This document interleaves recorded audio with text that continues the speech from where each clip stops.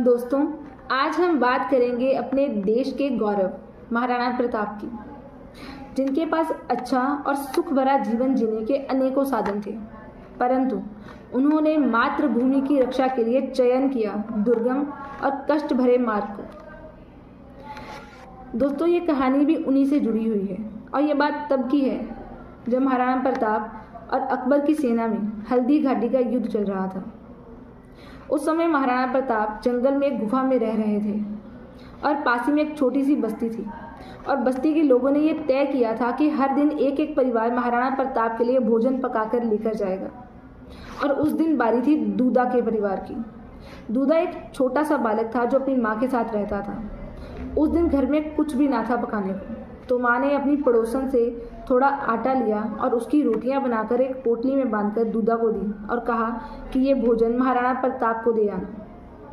दूधा वो पोटली लेकर बहुत खुशी से महाराणा प्रताप की ओर जाने लगा। उसे ज़्यादा देखकर मुगल सैनिक उसका पीछा करने लगे और भागते भागते दूधा गिर गया। उन सैनिकों ने दूधा के हाथ पर घाव कर दिया। दूधा ने तुरंत वो पोटली दूसरे हाथ में पकड़ी और तीव्र गति से भागने लगा और भागते भागते महाराणा प्रताप की गुफा के निकट पहुंच गया। वहां जाकर वो चकराकर गिर गया क्योंकि शायद उसके घाव से काफ़ी खून बह चुका था। ये देखकर महाराणा प्रताप की आंखों से आंसू बहने लगे और जब वो थोड़ा होश में आया तो उसने कहा कि महाराज, मैं आपके लिए भोजन लाया हूँ, ये भोजन आप कर लीजिए। तो महाराणा प्रताप ने उससे कहा कि हे वीर पुत्र, तुम्हें मेरे लिए इतना कष्ट उठाने की क्या आवश्यकता थी। तो दूधा ने उत्तर दिया कि हे महाराज, मेरी माँ कहती है कि आप अगर हमारे लिए मातृभूमि के लिए इतने कष्ट उठा सकते हैं तो आपके सामने ये कष्ट कुछ भी नहीं। ये कहते हुए दूधा वीर गति को प्राप्त हो गया। दोस्तों, हमारा ये देश ऐसे ही वीरों के लिए है।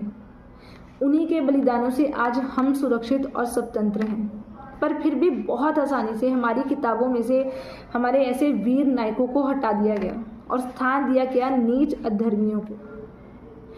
पर ये बहुत ज़रूरी है हमारे इस गौरवशाली इतिहास को हमारे आज की पीढ़ी तक लेकर जाना, और मैं भी इसी कोशिश में ये कार्य और ये बीड़ा उठाकर चल रही हूँ।